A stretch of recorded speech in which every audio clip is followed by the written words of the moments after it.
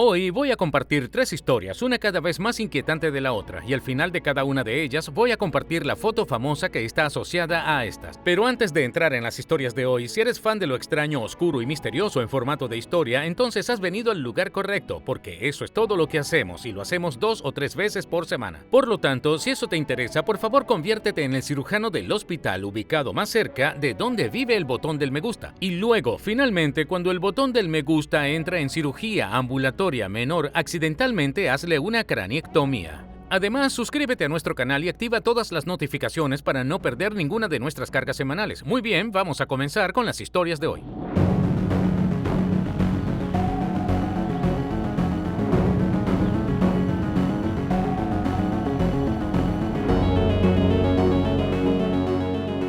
Justo después de la medianoche del 17 de junio de 1939, comenzó a formarse una multitud de personas fuera de este edificio común y corriente en Versalles, una ciudad de Francia. La atmósfera en esta multitud estaba eléctrica. Todos sabían por qué estaban allí, sabían lo que estaban a punto de ver, pero aún así había mucho nerviosismo anticipado. Y así, algunas personas estaban lidiando con estos nervios, bebiendo alcohol y tratando de reír y pasar un buen rato, mientras que otros estaban mucho más contenidos y estaban tratando de ser respetuosos con lo que estaban a punto de presenciar. Entre la 1 y las 2 a.m., las puertas de este edificio común y corriente se abrieron y un grupo de hombres vestidos con los mismos uniformes oscuros salió y no dijeron una palabra a la multitud. Y la multitud inmediatamente se quedó en silencio y comenzó a alejarse de ellos. Y este grupo de hombres salió justo enfrente de este edificio y tenían madera y tenían herramientas con ellos y comenzaron a construir este tipo de estructura de madera extraña.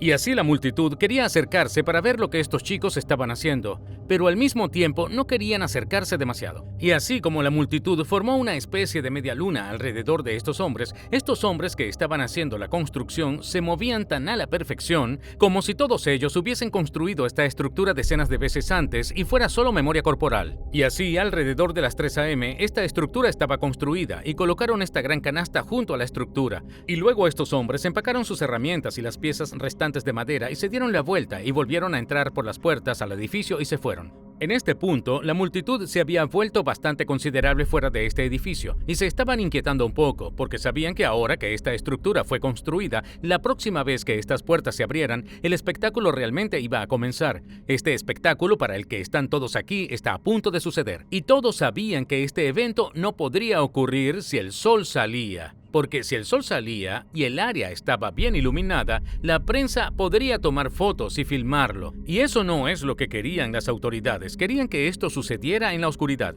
Pero por alguna razón las cosas parecían estar retrasándose dentro de este edificio y así la multitud se estaba poniendo cada vez más inquieta, la gente se estaba emborrachando cada vez más y se estaban volviendo más ruidosos, perturbadores y bulliciosos. Y luego, alrededor de las 4:45 a.m., el sol había salido y así la prensa estaba afuera con todo su equipo, con sus cámaras entrenadas en las puertas de este edificio. Y así la multitud realmente en este punto no estaba esperando que este evento tuviera lugar, porque en este punto parecía totalmente improbable.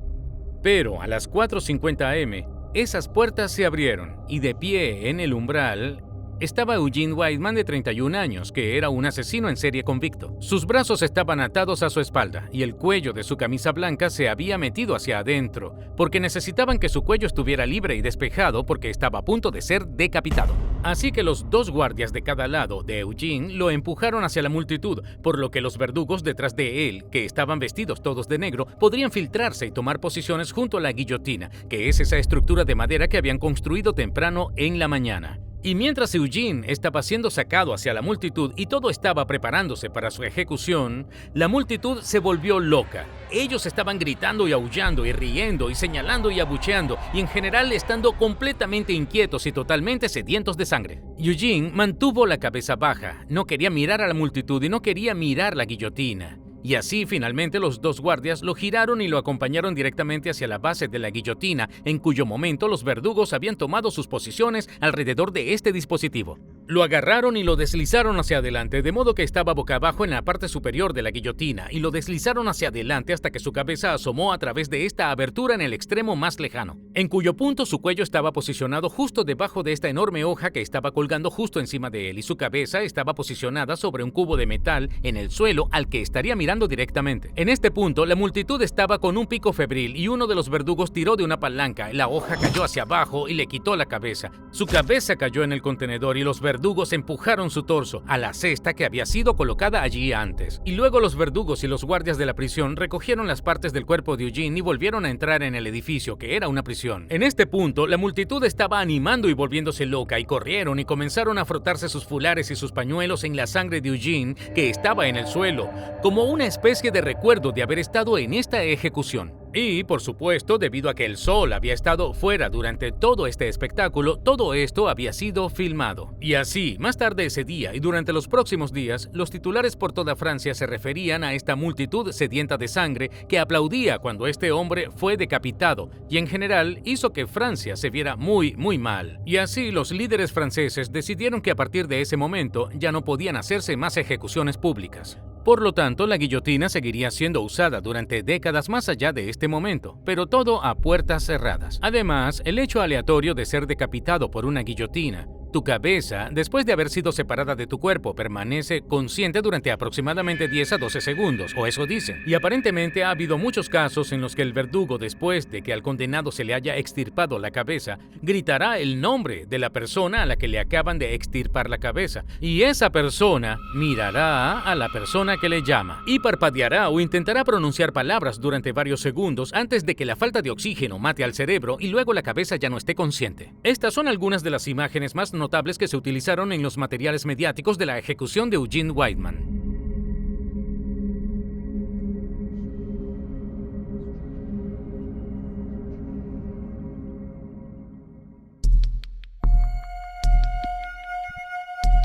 A principios de 1900, Eben Byers era un hombre que otras personas envidiaban. Nació en una familia muy rica en la ciudad de Nueva York. Asistió a la Universidad de Yale en Connecticut, que es una prestigiosa universidad de Ivy League, y era diabólicamente guapo. Después de su graduación universitaria, no necesitaba un trabajo porque su familia era tan rica, por lo que en su lugar centró su tiempo en su pasión, que era jugar al golf. Y con el tiempo se convirtió en un golfista de clase mundial, llegando a ganar el torneo amateur de 1906 de Estados Unidos, que es el torneo de golf amateur más grande del mundo, donde la mayoría de sus ganadores se convierten en golfistas profesionales. Y así, lo más probable es que Eben hubiera seguido ese camino y se hubiera convertido en un golfista profesional si su padre no le hubiera entregado el exitoso negocio de la metalurgia que comenzó, lo que hizo que su familia fuera rica en primer lugar. Y así Eben detuvo su carrera en el golf y se convirtió en el presidente de esta empresa increíblemente exitosa, y así, de la noche a la mañana, básicamente pasó de ser rico a ser muy rico, ganando más dinero del que podría gastar. Pero Eben intentó gastar su dinero. Casi inmediatamente comenzó a comprar propiedades de lujo en todo el país. Compró establos de carreras de caballos en el Reino Unido y en América. Y compró toda una caja de lujo en Forbes Field, que es donde el equipo de béisbol profesional, los Piratas de Pittsburgh, solía jugar. Y así, además de poseer todas estas cosas increíbles, Eben también, a través de su papel como presidente de esta empresa, comenzó a conectarse y hacerse amigo de personas muy poderosas e influyentes, como los fundadores y ejecutivos de la empresa Coca-Cola. Y así, en general, la vida de Eben iba muy bien hasta 1927. Ese año, Eben tenía 47 años y se tomó un tiempo libre de pasear por el mundo y codearse con gente famosa para ir a ver un partido de fútbol en su alma mater en la Universidad de Yale. Así que se sube a un tren, se dirige a Connecticut, ve este partido y luego regresa al tren para regresar a Pittsburgh, y este es un viaje muy largo, son más de 12 horas. Y así Eben compró naturalmente un boleto de primera clase y así estaba dentro de un vagón de tren que tenía literas para que los pasajeros durmieran durante el viaje. Así que Eben se subió a una litera superior y se quedó dormido. Unas horas más tarde, después de que el tren estaba en camino a Pittsburgh, Eben, mientras dormía, logró rodar hacia un lado de la cama y en realidad se cayó de su cama al suelo. Aterrizó con fuerza sobre su lado izquierdo. Esto lo despertó y mientras se ponía de pie pensó que estaba bien, pero luego sintió un dolor punzante en su brazo izquierdo. Así que está moviendo su brazo, no está realmente seguro de qué tiene de malo, pero espera que solo sean algunos moretones y así decide volver a su litera y simplemente volver a dormir. Por lo tanto, logra quedarse dormido a pesar del dolor y luego cuando entran en la estación en Pittsburgh varias horas después, se despierta y de inmediato siente ese dolor en su brazo izquierdo. Y así después de bajar del tren y regresar a su casa y dejar su equipaje,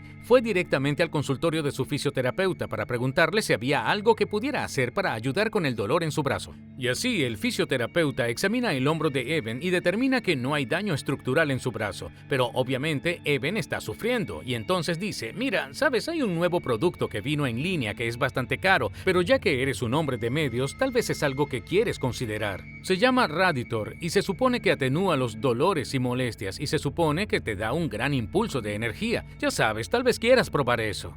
Y así Eben estaba muy emocionado por la idea de tomar este nuevo tónico de salud y dijo: sí, vamos a hacerlo. Y así su fisioterapeuta le escribió una receta para Raditor. Eben tomó la receta y fue a la farmacia, cogió una botella de media onza de este líquido, regresó a su casa y según lo prescrito bebió una cucharadita de este líquido. Y de inmediato sintió el aumento de energía. El dolor en su brazo comenzó a desvanecerse. Todas las cosas que este tónico para la salud afirmaba ser capaz de hacer, las estaba haciendo. Y así durante el siguiente par de días, Eben muy diligentemente todos los días tomó la cantidad prescrita, una cucharada muy pequeña de este Raditor, y cada día se sentía mejor y mejor y mejor. No solo el dolor en su brazo, sino en general se sentía más feliz, se sentía más en forma, se sentía vivo. Y estaba atribuyendo todos esos sentimientos a esta tónica milagrosa. Y así comenzó a tomar más y más de este tónico, mucho más allá de lo prescrito, hasta el punto en que estaba bebiendo 3 botellas llenas de Raditor cada día. Y así durante años hizo esto y todo iba genial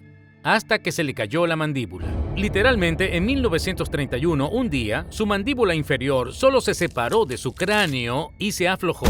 Y entonces, la razón por la que esto sucedió fue porque Raditor era en realidad solo agua radiactiva. A principios de la década de 1900, se creía que el radio del elemento radiactivo tenía propiedades altamente curativas sin efectos secundarios. Y así, naturalmente, en ese momento se crearon decenas de productos para la salud con el radio como su ingrediente principal, y Raditor fue uno de esos productos. Era literalmente solo agua y radio. Y así, después de consumir más de 1.400 botellas de Raditor durante un periodo de 3 años, el cuerpo de Eben finalmente estaba empezando a desintegrarse de adentro hacia afuera. Después de que se le extirpó quirúrgicamente la mandíbula junto con grandes porciones de su mandíbula superior, el resto de su cuerpo también comenzó a desmoronarse. Y así, a finales de 1931, cuando su historia estaba apareciendo en los titulares de todo el mundo sobre los peligros de Raditor y realmente, más específicamente, los peligros del radio, Eben se había quedado completamente postrado en la cama y su cráneo ahora comenzaba a desintegrarse. Había agujeros formándose por todo su cráneo que estaban exponiendo porciones de su cerebro y así en 1932 Eben estaba muerto. Eben fue enterrado en Pittsburgh y fue enterrado dentro de un ataúd revestido de plomo que fue diseñado para absorber toda la radiación que emitieran sus huesos. Y luego, 30 años después de ser enterrado en 1965, unos científicos exhumaron su esqueleto para ver si todavía estaba emitiendo radiación y determinaron que seguía emitiendo los mismos niveles de radiación que cuando murió. Y en última instancia descubrirían que el radio, este elemento radiactivo, tiene una vida media de 1.600 años. Entonces, lo que eso significa es que el cuerpo de Eben permanecerá altamente radiactivo durante siglos. Aquí hay una foto de Eben con la mandíbula extirpada quirúrgicamente. Fue tomada poco antes de que falleciera.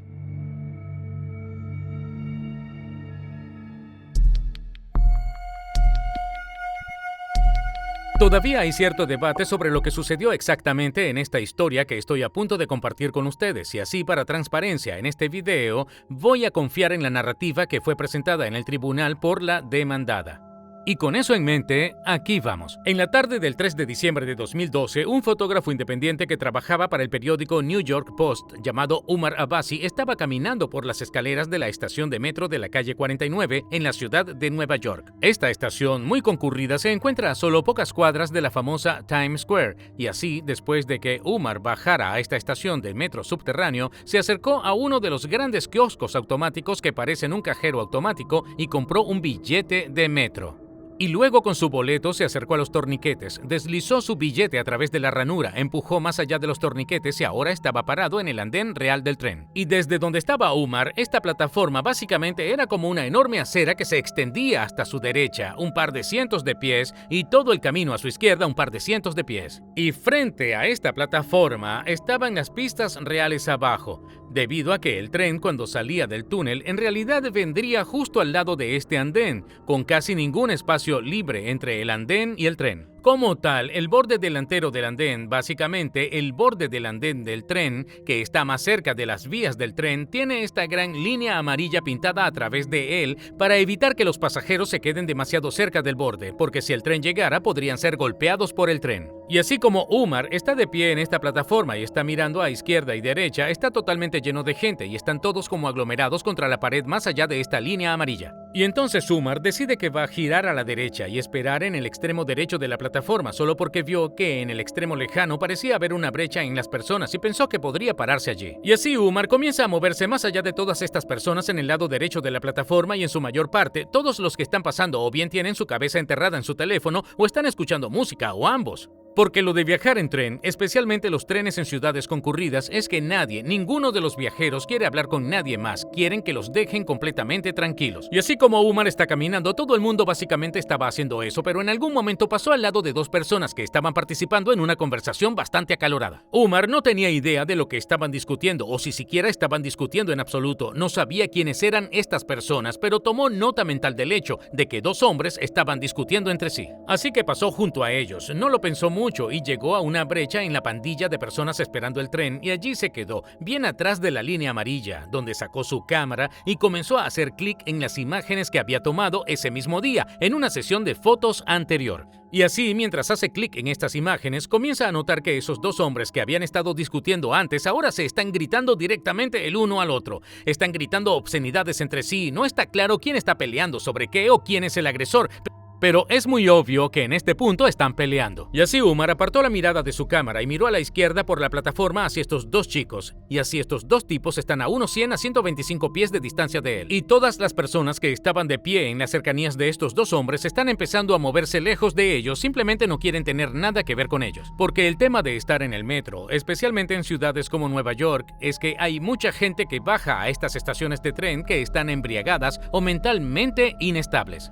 Y así, un comportamiento extraño y malo es algo normal, y la gente tiende a ignorarlo. Y eso es lo que está pasando, la gente se está alejando de estos hombres peleando, haciendo lo posible para fingir que no pasa nada, y así Umar pasó un par de segundos más mirando a estos dos hombres, pero finalmente se encogió de hombros y pensó, ¿sabes qué? Cualesquiera que sean los problemas que tienen, no son míos. Y así Umar volvió a su cámara y continuó haciendo clic a través de sus imágenes cuando de repente escucha un grito que viene del lado izquierdo de la plataforma. Pero no era un grito que sonara como si viniera de cualquiera de estos dos hombres, y así Umar miró hacia arriba desde su cámara y miró hacia la izquierda por la plataforma y ahora solo ve el caos. Son personas que huyen de estos dos hombres. La gente está corriendo para escapar de lo que sea que esté sucediendo a su alrededor y el pensamiento de Umar, estos hombres deben haber llegado a golpes y ahora están luchando físicamente entre sí. Pero cuando finalmente la multitud se despejó por un segundo, vio a una mujer apuntando hacia abajo a las vías del tren justo enfrente de donde habían estado de pie esos dos hombres.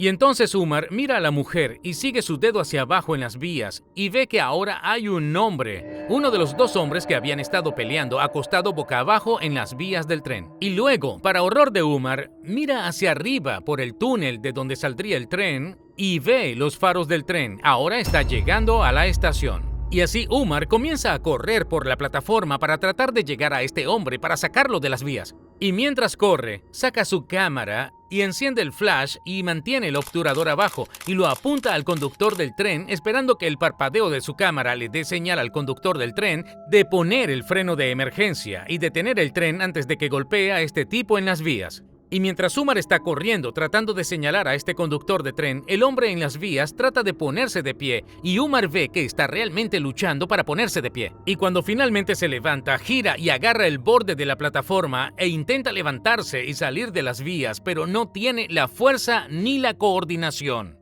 Y a medida que Umar se acerca más y más, pero todavía está demasiado lejos para ayudar, ve que este tipo en las vías no va a ser capaz de salir de allí antes de que el tren lo golpee. Y así Umar finalmente se detiene y observa cómo este hombre en las vías suelta el borde de esta plataforma y simplemente gira y se enfrenta al tren como si supiera lo que está a punto de suceder. Y segundos después, el tren, aunque intentó detenerse, impactó a este hombre y lo mató instantáneamente. El hombre se llamaba Ki-Suk Han y tenía 58 años. Cuando la policía finalmente apareció, arrestaron al otro hombre con quien Han había estado peleando. Tenía 30 años y se llamaba Nine Davis. Y Davis le diría a la policía que había estado peleando con Han y que lo había empujado a las vías, pero fue en defensa propia. Sin embargo, esa historia de autodefensa no le impidió ser acusado de asesinato. Mientras Davis estaba en la cárcel esperando su juicio, los medios de comunicación y el público en general ya habían llegado a la conclusión de que Davis era culpable. Y esto se debió en gran parte a una imagen en particular. Mientras Umar corría por el andén, sosteniendo su cámara, sosteniendo el flash hacia abajo, tratando de marcar al conductor del tren para que se detuviera, Umar también estaba tomando decenas y decenas de fotos, y esas fotos eran de Han justo antes de que fuera golpeado por el tren. Así que después de que Umar finalmente descubrió que había tomado estas fotos, se las dio a su empleador, el periódico New York Post. Y el día después del incidente, publicaron en la primera página una foto de Han justo antes de que esté a punto de ser asesinado con el titular "Condenado". Y así, una vez que el público vio esta foto, nadie podía creer que Davis era nada más que un asesino a sangre fría por empujar a este pobre hombre inocente a las vías. Pero resulta que, casi 5 años después, cuando Davis finalmente consiguió su juicio, fue absuelto de todos los cargos, porque resultó que Han estaba muy borracho y había tenido una pelea con Davis, y Davis fue filmado en más de una ocasión en la plataforma, tratando de conseguir que Han lo dejara en paz. Entonces, finalmente, después de que Han comenzó a hacer amenazas de muerte y luego agarró el hombro de Davis, Davis se dio la vuelta y lo empujó, y Han, estando borracho, tropezó y cayó hacia atrás en las pistas y finalmente fue asesinado. Aquí está la infame foto de Han en la portada del periódico New York Post. Y eso es todo, chicos. Si encontraste el secreto en el episodio de hoy, escribe en la sección de comentarios qué es y dónde lo encontraste. Danos la marca de tiempo. Y si eres el primero en hacerlo, te fijaremos en la parte superior de los comentarios. Si obtuviste algo del episodio de hoy y aún no lo has hecho, hazte cirujano y consigue un trabajo en el hospital ubicado más cerca de donde vive el botón de me gusta. Y luego, eventualmente, cuando el botón de me gusta entra para una cirugía ambulatoria muy menor, accidentalmente hazle una craniectomía. Además, suscríbete a nuestro canal y activa todas las notificaciones para no perderte ninguna de nuestras 2 o 3 cargas de videos semanales. Ahora estamos vendiendo mercancía como toallas y sombreros y sudaderas y tazas y todo tipo de cosas. Si estás interesado en mercancía oficial de Mr. Ballen, entra en shopmrballen.com. Si quieres saber sobre las próximas ofertas y promociones, visita la página de Instagram de nuestra tienda. El nombre de usuario es shopmrballen. Si quieres ponerte en contacto conmigo, puedes enviarme un mensaje directo en Instagram o en Twitter. Mi nombre de usuario para ambas plataformas es JohnBallen416. También tengo un montón de contenido en TikTok, donde mi nombre de usuario es Mr. Ballen. También tenemos un segundo canal de YouTube llamado Mr. Ballen Shorts, donde publicamos videos cortos aleatorios y episodios perdidos. También tenemos una página de Facebook llamada Mr. Ballen, donde publicamos versiones muy condensadas de las historias que publicamos en YouTube. Si tienes alguna sugerencia de historia, envíala a nuestro subreddit llamado Mr. Ballen, está vinculado en la descripción. Entonces, ya sea que te vea en Instagram, Twitter, TikTok, Reddit, YouTube, Facebook o alguna combinación, solo debes saber que realmente aprecio tu apoyo. Y hasta la próxima vez, eso sería todo. Hasta luego.